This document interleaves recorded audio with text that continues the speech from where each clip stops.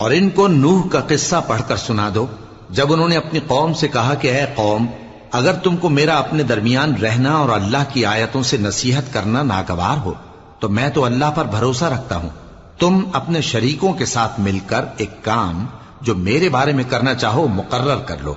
اور وہ تمہاری تمام جماعت کو معلوم ہو جائے اور کسی سے پوشیدہ نہ رہے، پھر وہ کام میرے خلاف کر گزرو اور مجھے مہلت نہ دو۔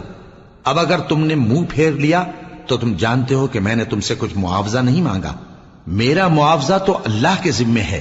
اور مجھے حکم ہوا ہے کہ میں فرما برداروں میں رہوں۔ پھر ان لوگوں نے ان کی تکذیب کی تو ہم نے ان کو اور جو لوگ ان کے ساتھ کشتی میں سوار تھے سب کو طوفان سے بچا لیا اور انہیں زمین میں خلیفہ بنا دیا، اور جن لوگوں نے ہماری آیتوں کو جھٹلایا ان کو غرق کر دیا۔